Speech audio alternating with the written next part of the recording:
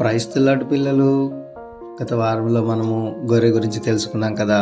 మరి గొర్రె ఎలా మనిషి కోసం చనిపోయింది, ఎలా బ్రతికింది, ఎలా మళ్ళా పరలోక రాజ్యంలో వెలుగుగా ఉంది తెలుసుకున్నాం కదా.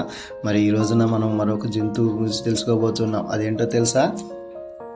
తోడేలు. తోడేలు మీ అందరికీ తెలుసా? మరి అందరికీ తెలుసు. మరి ఈ తోడేలు గురించి తెలుసుకోబోయే ముందుగా మనం తోడేలులో ఉన్న కొన్ని లక్షణాలు, తోడేలు అడవిలో ఏ విధంగా జీవిస్తుంది, తోడేలు అడవిలో ఎట్లా బ్రతుకుతుంది, తన జీవన విధానం ఎలా ఉంటుందో చూద్దామా. మరి ఫస్ట్గా పిల్లలు, తోడేలు ఎలా ఉంటుందంటే చీకటిలో వేటాడుతుంది. అది చీకటిలో ప్రయాణం చేస్తుంది. వెలుతురులో కంటే చీకటిలో ప్రయాణం చేస్తుంది. ఎందుకో తెలుసా?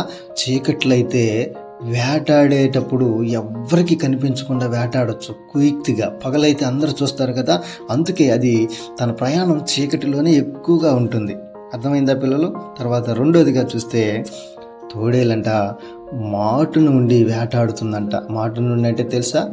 ఆ జంతువులతో పాటే తిరుగుతూ ఉంటుంది. సమయం వచ్చినప్పుడు ఆ జంతువు మీద దాడి చేసి ఆ జంతువుని తినేస్తుంది. కనుక ఈ తోడేలుతో ఏ జంతువు కూడా స్నేహం చేయదు.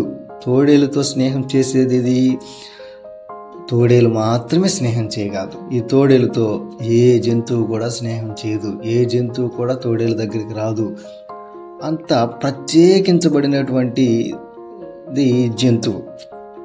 తర్వాత ఇంకొకటి తెలుసా పిల్లలు? మూడోదిగా చూస్తే ఆ తోడేలట ఎవ్వరి మాట వినదంట, ఎవ్వరికి లోబడదంట. అసలు మెడవంచని జనాంగం అంటారు కదా, వాటిల్లో ఈ మెడవంచని జీవి ఏదైనా ఉందంటే ఈ తోడేలే. అది ఎలా చెప్పగలమో తెలుసా? మనం ఇప్పుడు సర్కస్సుల్లో ఉంటాయి కదా, మన ఊరికి సర్కస్సుల్లో వచ్చేవాళ్ళు చూస్తూ ఉంటారు కదా. వాళ్ళ దగ్గర ఒంటెలు ఉంటాయి, గుర్రాలు ఉంటాయి, ఏనుగులు ఉంటాయి, పులులు ఉంటాయి, సింహాలు ఉంటాయి. అన్నీ మనిషి మాట వింటాయి. కానీ తోడేలు ఉండదు. ఎప్పుడైనా గమనించారా? ఎందుకో తెలుసా? దాన్ని ఎవరు సాధు చేయలేరు. అది క్రూరత్వానికి గుర్తు. వేటాడే సమయం వచ్చినప్పుడు అది వేటాడుతుంది. ఏ సమయంలో ఎలా ఉంటుందో తెలియదు. మనతో స్నేహ సంబంధంగానే ఉన్నట్టే ఉంటుంది. అది తిరిగి మన మీదే దాడి చేస్తుంది. ఇది మూడో విషయం. అయితే ఇంకొక విషయం ఏందో తెలుసా పిల్లలు? అడవిలో అది ప్రయాణం చేసేటప్పుడు ఎలా చేస్తుందో తెలుసా? గుంపులుగా ప్రయాణం చేస్తాయి. ఎందుకు? ఏ జంతువు అయినా మన మీద దాడి చేస్తే మనం తిరిగి దాడి చేయాలంటే మనం గుంపుగా ఉండాలని. ఒక్కటే ప్రయాణం ఎప్పుడు చేయదు, గుంపులుగా ప్రయాణం చేస్తాయి. అది ఎలా ప్రయాణం చేస్తాయో తెలుసా? ముందు వరుసలో 4 బలమైన తోడేళ్ళు ఉంటాయి. బాగా వెనక వరుసలో 4 బలమైన తోడేళ్ళు ఉంటాయి. మధ్యలో ఈ ఆడ తోడేళ్ళు, పిల్లలు, ముసలి తోడేళ్ళు ఇవన్నీ పెట్టుకుంటాయి. అంతా శాఖసఖ్యంగా తన ప్రయాణాన్ని కొనసాగిస్తూ ఎదుటి జంతువుల మీద దాడి చేస్తూ చాలా క్రూరత్వమైనటువంటి స్వభావంతో కలిగింది ఈ తోడేలు. మరి ఇటువంటి తోడేలు గురించి దేవుడు మనకు ఏమని సెలవిస్తున్నాడో తెలుసా? ఒకటి చెప్తున్నాడు దేవుడు. ఏమని తెలుసా? చెడ్డవారిని తోడేలతో పోల్చాడు దేవుడు. మన మధ్యలో చెడ్డవారు చాలామంది ఉంటారు కదా. దొంగతనాలు చేసేవాళ్ళు, అబద్ధాలు ఆడేవాళ్ళు, ఎన్నో దేవుడికి నచ్చని పని చేసేవాళ్ళు ఉంటారు కదా. వీళ్ళందరూ ఎవరు? దేవుడి లెక్కలో తోడేలు లాంటి వాళ్ళు. మరి మంచి పనులు చేస్తూ, మంచిగా జీవిస్తూ, ప్రార్థన చేసుకుంటూ, వాక్యం చదువుతూ బ్రతికేవాళ్ళు. వీళ్ళందరూ ఎవరు? గొర్రెలు. మరి అట్లా పోల్చి దేవుడు తోడేళ్ళని మనకి పరిచయం చేస్తూ ఉన్నాడు. మనకి ఏమని సెలవిస్తూ ఉన్నాడంటే, యేసుక్రీస్తు వారు మీ మధ్యలో తోడేళ్ళు లాంటి వాళ్ళు మనుషులు ఉంటారు, వాళ్ళతో చాలా జాగ్రత్తగా ఉండాలి అని దేవుడు సెలవిస్తూ ఉన్నాడు. ఎందుకో తెలుసా? యేసయ్య మనల్ని ఎంతో ప్రేమించాడు. మనం కూడా ఆయన్ని ఎంతో ప్రేమించాం. దేవునికి మనకు మధ్యలో తోడేళ్ళు లాంటి వాళ్ళు జొరబడి దేవుని నుండి మనల్ని దూరం చేస్తారు పిల్లలు. ఎన్నో అబద్ధ మాటలు చెప్పి, ఎన్నో కానిపోని మాటలు చెప్పి, ఎన్నో తప్పులు మనకు ఊహలు మనకు పుట్టించి దేవుని సన్నిధి నుంచి మనల్ని దూరంగా చేస్తారు. దేవుని ప్రేమ నుంచి మనల్ని వేరు చేస్తారు. దేవుని సన్నిధిలో మనం ఉండకుండా ఆ మాట ఈ మాట చెప్పేసి మనల్ని పక్కదోవ పట్టించే ప్రయత్నాలు చేస్తూ ఉంటారు. వీళ్ళందరినీ దేవుడు ఏమన్నాడు తెలుసా? తోడేళ్ళు లాంటి వాళ్ళు వీళ్ళు అన్నారు. ఒకటి మత్తయి సువార్త 7:15 ఏం రాసిందో తెలుసా పిల్లలు? మీ మధ్యలో కూడా గొర్రె చర్మం కప్పుకొని తోడేళ్ళు ఉన్నాయి, జాగ్రత్త అంటాడు.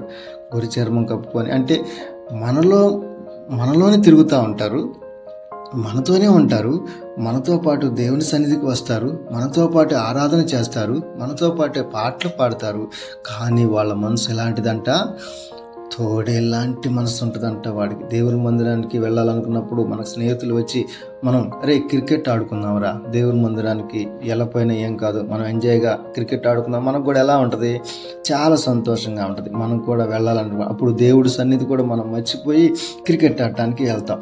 అరే ఏంది దేవుడి సన్నిధికి వెళ్ళలేదే అనుకుంటే, ఈ తోడేలు లాంటి వాడు ఏం చేసేది? నిన్ను దేవుని మందిరానికి వెళ్ళకుండా చేసాడు. మరొకటికి ఏమంటాడు తెలుసా? అరే ప్రతి ఆదివారం మందిరానికి వెళ్ళపోయినా ఏం కాదురా, ఈ వారం ప్రతి ఆదివారం, పోయిన వారం వెళ్ళే కదా, ఈ వారం వెళ్ళపోయినా ఏం కాదు అని చాలా మంచిగా మనతో మాట్లాడుతూ మనకు అనుకూలమైన మాటలు చెబుతూ దేవుడి సన్నిధి నుంచి మనల్ని దూరం చేస్తాడు. వీళ్ళని ఏమంటారు మరి? తోడేలే అంటారు. మనకు తెలియకుండా మనం నడిచే మార్గాన్ని చెడిపేసి మనల్ని వంకర త్వరలు నడిపించడానికి ఎంతోమంది ప్రయత్నం చేస్తారు. వీళ్ళందరూ ఎవరో తెలుసా పిల్లలు? తోడేలకు సంబంధించిన వాళ్ళు. కంఠస్థ వాక్యం నేర్చుకోరు, కంఠస్థ వాక్యం చెప్పే వాళ్ళని ఎగతాళి చేస్తూ ఉంటారు, దేవుడి సన్నిధిలో పాటలు పాడడం ఎగతాళి చేస్తూ ఉంటారు, దేవుని మందిరానికి వెళ్తుంటే ఎగతాళి చేస్తూ ఉంటారు. వీళ్ళందరూ తోడేలు లాంటి వాళ్ళు. అందుకే దేవుడు అన్నాడు, ఒరే గొర్రె చర్మం కప్పుకొని వచ్చారా వాళ్ళు, వాళ్ళతో మేము జాగ్రత్తగా ఉండరా అని దేవుడు మనకి సెలవిస్తారు. ఒకసారి ఏం జరిగిందంటే పిల్లలు, ఒక సంగతి చెప్పాలి మీకు. ఒకసారి ఏం జరిగిందంటే దేవుడు పెద్ద మీటింగ్ ఒకటి పెట్టాడట. దేవదూతలందరూ కూడా ఆ మీటింగ్కి వచ్చారంట.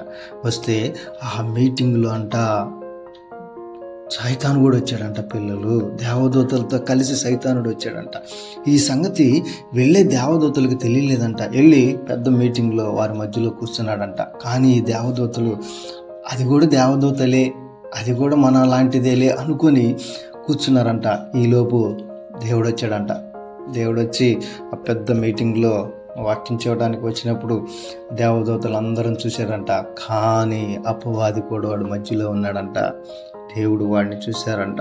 రే ఎవడరా నువ్వు, ఇక్కడికి వచ్చావు, ఎవడరా నువ్వు మా మధ్యలో కూర్చున్నావు అంటే వాడు ఏమన్నాడో తెలుసా పిల్లలు?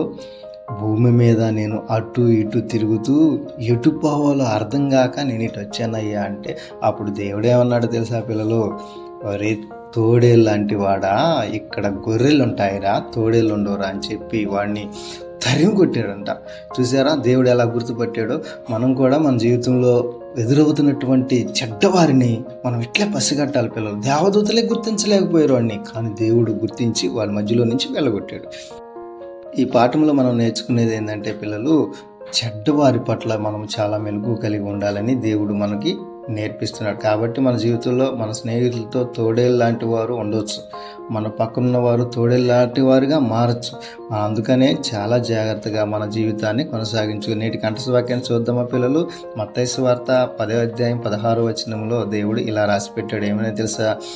పాము వలె వివేకం కలిగి ఉండండి, పావురం వలె నిష్కపటం కలిగి ఉండండి.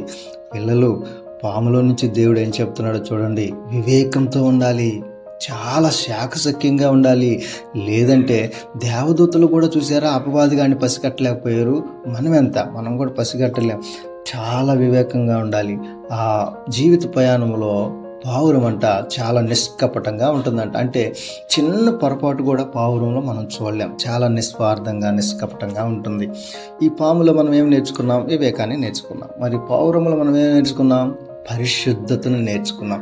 మనం ఎంత తెలివిగా ఉంటామో అంత పరిశుద్ధతను మనం కాపాడుకోగలం. ఎంత వివేకంగా ఉంటే అంత మంచిది పిల్లలు. నిష్కపటులై ఉండాలి. కనుక ఈ తోడులు లాంటి వారి మధ్యలో నుండి మనల్ని మనం కాపాడుకోవాలంటే యేసయ్య సహాయాన్ని అడుగుదాం. మరి యేసయ్యతో మనం, అయ్యా నువ్వు సహాయం చేయ, తోడేళ్ళు మేము గుర్తుపట్టలేకపోతున్నాం, తోడేళ్ళు లాంటి వారి మధ్యలో మేము ఉన్నాము, వాళ్ళు గొర్రె చర్మం కప్పుకొని ఉండటం వల్ల మేము గుర్తుపట్టలేదయ్యా, సహాయం చేయని అడిగితే దేవుడు అంటాడు, నేను నీకు సహాయం చేస్తాను, తోడేళ్ళు నీ యొద్ద నుంచి తరిమి కొడతాను, నువ్వు నా వైపు రా అని చెప్పి దేవుడు మనల్ని చాలా చక్కగా నడిపిస్తాడు. పిల్లలు, పాఠం విన్నారు కదా? ఇంతటితో ఈ పాఠం ముగించబడింది. Praise the lord. వచ్చే వారంలో మరొక జంతువుతోటి మనం కలుసుకుందాం. ప్రైజ్ ది లార్డ్ పిల్లలు.